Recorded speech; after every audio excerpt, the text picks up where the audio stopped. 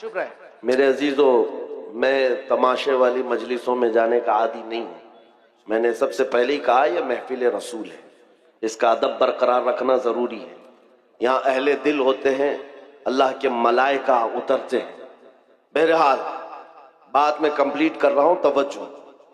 صفوان عمیر سے کہتا ہے میں تجھے تلوار دوں گا زہر میں بجھا کر کے، جا مدینے محمد صلی اللہ علیہ وسلم کا قتل کر کے آ جا، تیرے اوپر جتنا قرضہ ہے سب میں نپٹا دوں گا اور پھر مال بھی دوں گا اور تیرا بیٹا بھی آزاد ہو جائے گا.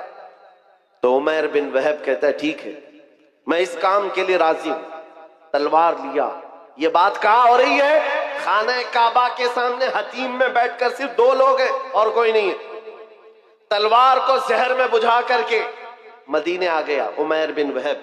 توجہ میرے عزیزوں، اب عشق رسول کیا ہے، ناموس رسالت کی حفاظت کیا ہے، اس بات سے سنو. جب عمیر بن وہب مدینے پہنچتا ہے مسجد نبوی کے باہر، لیکن سامنا کس سے ہو جاتا ہے؟ حضرت عمر بن خطاب سے، امیر المومنین. حضور پاک صلی اللہ تعالی علیہ وسلم مسجد نبوی میں ہیں، حضرت عمر بن خطاب چند صحابہ کے ساتھ باہر کھڑے ہیں. جیسے ہی حضرت عمر نے عمیر بن وہب کو تلوار لٹکائے ہوئے آتے دیکھا، غضبناک ہو گئے. سب سے پہلے اپنے ساتھیوں سے کیا کہا؟ خذوا ھذا الکلب، پکڑو اس کتے کو.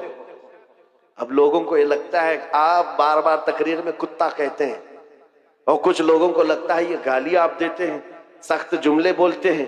میرے عزیزو، حضور کے دشمنوں کے لیے یہ جملہ بولنا عمر ابن خطاب کی سنت ہے. امیر المومنین عمر ابن خطاب نے کہا خذوا ھذا الکلب، پکڑو اس کتے کو. جا کر کے صحابہ نے پکڑ لیا، عمیر بن وہب کو پکڑ لیا. حضرت عمر نے اپنا گمچھا نکالا اور اس کی گردن میں ڈال کر مروڑ دی اور پکڑ کے لائے. پوچھا کیوں آیا؟ کیونکہ بدر میں سامنے لڑنے کے لیے آیا تھا اور بیٹا بھی قیدی ہے. اس نے کہا کہ نہیں، بس میں اپنے بیٹے سے ملنے آیا ہوں، میں اپنے بیٹے سے ملنے آیا ہوں، میرا بیٹا تمہارے پاس قید ہے. حضرت عمر نے کہا تمہارا جواب میں بعد میں دوں گا. اپنے ساتھیوں سے کہا اس کو پکڑ کے رکھو، پہلے حضور سے اجازت لے کر آتا ہوں، اس کا کیا کرنا ہے. حضرت عمر حضور پاک کی بارگاہ میں آئے، کہا یا رسول اللہ، عمیر بن وہب آیا ہے، شیطان قریش جس نے بدر میں کافروں کو بھڑکا کر لایا تھا، اور مجھے اس کی نیت اچھی نہیں لگتی. عاشق رسول کو بہت دور سے خوشبو آ جاتی ہے اور دشمنوں کی مہک بھی آ جاتی ہے. یہ جو بدبو لے کر